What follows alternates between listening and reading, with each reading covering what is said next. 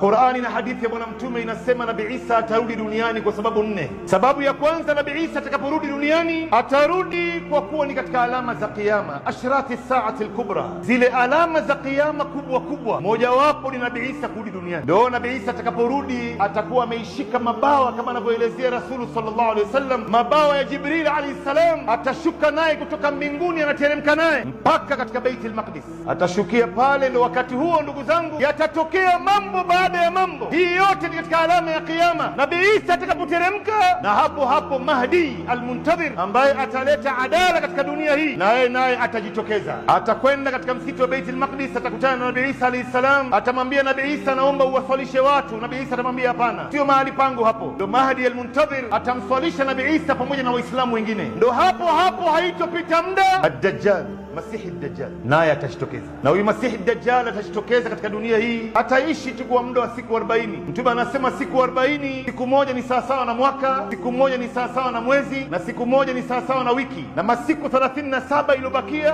itakuwa ni masiku ya kawaida. Kwa hivyo kwa muda wote huu siku 40 ikiwa ni mwaka, itakuwa ni ataishi Masihi ad-Dajjal katika ardhi hii kwa mwaka mmoja na miezi 4 na wiki 2. Atazunguka dunia nzima na ataleta fitna kubwa sana. Yeyote ambaye atakayekuwa hai wakati huo atakuwa kwenye mtihani mkubwa sana, isipokuwa yule ambaye ana imani ya hali ya juu. Atawadanganya wengi na atawaonesha kwamba ana uwezo, na Mungu atampa uwezo wa kuwafitini watu. Ataweza kuwafufua mababu za watu ambao walifariki miaka na miaka. Anaweza akateremsha mvua kwa watu wa mtaa fulani tu, na pale pale ikazaa mazao, na siku hiyo hiyo wakavuna. Wengi wa watu watafitinika. Lakini Nabii Isa alayhi salam atakapopata habari kwamba Masihi ad-Dajjal ameshajitokeza, sababu ya pili ya kuja Nabii Isa ni kuja kumuua Masihi ad-Dajjal, na atampata Masihi ad-Dajjal katika Babul Lud ndani ya Palestina. Ndio unaona hawa Mayahudi wanajua hiyo, na Nabii Isa alayhi salam, namna Mungu alivyompa uwezo, atamuua Masihi ad-Dajjal ndani ya Babul Lud. Lakini sababu ya tatu kwa nini Nabii Isa kurudi duniani, atarudi kuja kuvunja misalaba. Mtume wa sallam anasema atakuja kuvunja misalaba. Leo Wakristo wengi na Mayahudi wanaamini kwamba Nabii Isa alayhi salam atakaporudi atawajua wafuasi wake kupitia kwa msalaba. Wenyewe watashangaa kumwona Nabii Isa anavunja misalaba na anaingia msikitini kuswali, na ndo hapo watageuza kauli, watasema kumbe Nabii Isa ambaye tunamngojea sisi ni gaidi kama hawa wengine. Watamgeuzia lugha pale kwa sababu yeye ni Muislamu wa kweli. Lakini sababu ya nne kwa nini Nabii Isa atarudi duniani, atarudi duniani kwa sababu ya kuja kufa. Hajakufa bado. Kullu nafsin dha'iqatul maut, nafsi zote zitaonja mauti, na Nabii Isa atarudi na ataishi kadri ambaye atakayeishi, na atafariki na atazikwa kama vile Waislamu